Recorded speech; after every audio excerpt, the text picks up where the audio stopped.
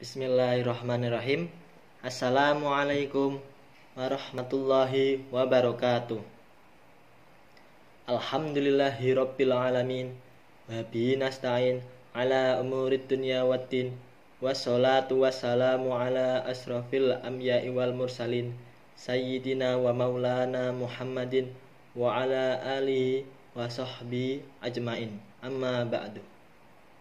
Rabbi shrahli sadri wa yassirli amri wahlul 'uqdatam min lisani yafqahu qawli. Amin. Perkenalkan, nama saya Muhammad Arsyad Fahmi, NIM 3120015. Prodi Ilmu Al-Qur'an dan Tafsir, Fakultas Usuluddin Adab dan Dakwah. Dalam video kali ini izinkan saya untuk mempresentasikan hasil mini research tugas mata kuliah Peradaban Makkah dan Madinah Klasik. Dosen pengampu Bapak Taufikur Rahman MSy, tentang adil dalam perspektif Al-Quran. Tentunya kita sebagai manusia mendambakan adanya keadilan dalam seluruh kehidupan kita. Apa itu makna adil? Adil menurut bahasa Arab disebut dengan kata adilun, yang berarti sama dengan seimbang. Dan al-adil artinya tidak berat sebelah, tidak memihak, berpihak kepada yang benar, tidak sewenang-wenang, dan tidak zalim. Keadilan secara etimologi diartikan dengan makna tidak berat sebelah, atau dapat menetapkan dan menempatkan sesuatu atau hukum dengan benar, tepat, dan sesuai dengan tempatnya.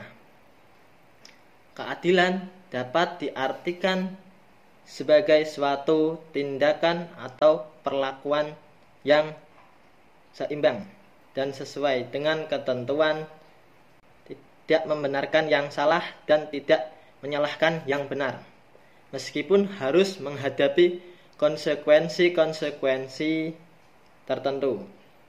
Secara terminologi, keadilan diartikan sebagai segala bentuk tindakan, keputusan, dan perlakuan yang adil.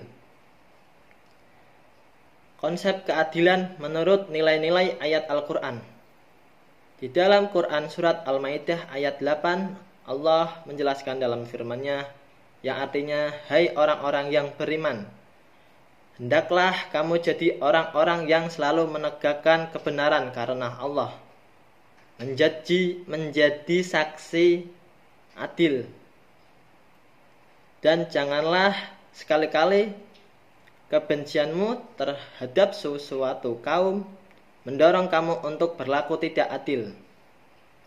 Berlaku adillah, karena adil itu lebih dekat kepada takwa, dan bertakwalah kepada Allah. Sesungguhnya Allah Maha mengetahui apa yang kamu kerjakan. Al-Quran surat Al-Maidah ayat 8. Nilai-nilai yang terkandung dalam surat tersebut adalah berlaku adil terhadap orang lain. Bagaimana sama manusia dapat saling menempatkan diri pada tempat yang layak, benar, dan sesuai dengan haknya. Tentunya memberikan hak yang selayaknya tidak dengan cara yang tidak jujur maupun kebohongan. Sehingga perilaku adil ini diperlakukan kepada setiap manusia, tanpa memandang apakah orang lain pernah menyakiti kita. Di dalam Quran surat Ar-Rahman ayat 7-9, Allah menjelaskan dalam firman-Nya yang artinya, dan Allah telah meninggikan langit dan Dia meletakkan neraca keadilan, supaya kamu jangan melampaui batas tentang neraca itu, dan tegakkanlah timbangan itu dengan adil, dan janganlah kamu mengurangi neraca itu. Al-Quran surat Ar-Rahman ayat 7-9. ayat di atas menjelaskan nilai-nilai Quran bahwa makna adil adalah keseimbangan dan persamaan, memberikan hak seseorang tanpa harus mengurangi atau melebihi takaran. Di dalam Quran surat Al-Infitor ayat 6 dan 7, Allah telah menjelaskan dalam firman-Nya yang artinya, "Hai manusia, apakah yang telah memperdayakan kamu berbuat durhaka terhadap Tuhanmu yang Maha Pemurah, yang telah menciptakan kamu lalu menyempurnakan kejadianmu dan menjadikan susunan tubuhmu seimbang." Quran surat Al-Infitar ayat 6 dan 7. Nilai-nilai yang terkandung dalam surat tersebut maknanya suatu keseimbangan di mana hal ini sangat dibutuhkan dengan melihat keberagaman kebutuhan setiap manusia yang berbeda, sehingga dapat seimbang antara satu dengan yang lainnya dan tercapainya tujuan masing-masing. Muhammad Quraisy Shihab menjelaskan bahwa dalam makna keseimbangan ditemukan pada suatu kelompok yang di dalamnya terdapat macam-macam bagian guna menuju satu tujuan. Hal tersebut selama syarat dan kadar tertentu dapat terpenuhi, sehingga kelompok tersebut dapat menuju tujuannya. Dalam Al-Quran surat An-Nisa ayat 58, Allah Subhanahu wa Ta'ala berfirman, yang artinya, "Sungguh Allah menyuruhmu menyampaikan amanat kepada yang berhak menerimanya, dan apabila kamu menetapkan hukum di antara manusia, hendaknya kamu menetapkannya dengan adil. Sungguh Allah sebaik-baiknya yang memberi pengajaran kepadamu. Sungguh Allah Maha mendengar, Maha melihat." Al-Quran surat An-Nisa ayat 58.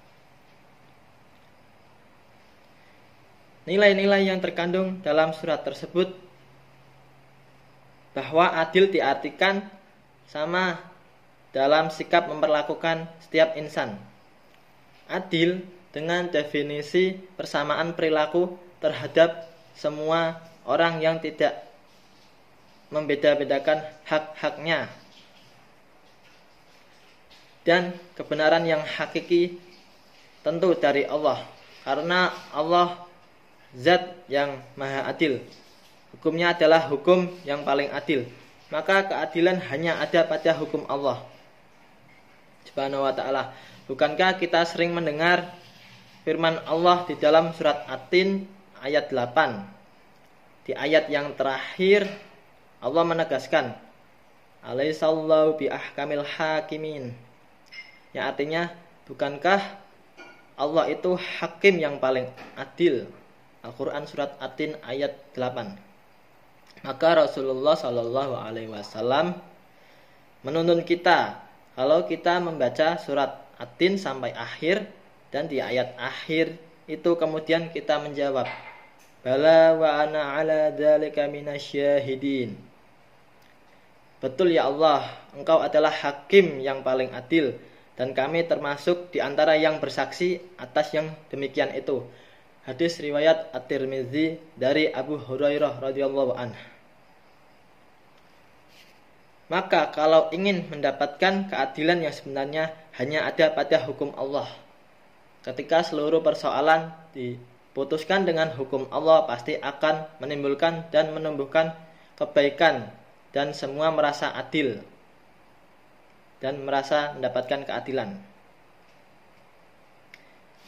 Keadilan sangat berpengaruh dalam kehidupan bermasyarakat. Keadilan dapat menciptakan kedamaian dan juga kehidupan yang seimbang. Sebaliknya, konsekuensi jika tidak ada keadilan dalam kehidupan bermasyarakat, yaitu manusia akan hidup bebas, tidak ada hukum keadilan. Namun di saat yang bersamaan juga kehilangan kebebasannya. Jika hukum tidak bisa lagi ditegakkan, maka tidak akan ada lagi yang mengatur. Bagaimanapun manusia harus hidup berdampingan dengan manusia yang lain. Manusia bisa berbuat apa saja, tidak akan ada yang bisa membatasi tindakannya, namun di saat yang sama, kebebasan manusia juga akan hilang, berganti dengan rasa takut dan kecemasan. Masyarakat tidak akan hidup dengan tenang. Tidak ada jaminan terhadap hak-hak manusia.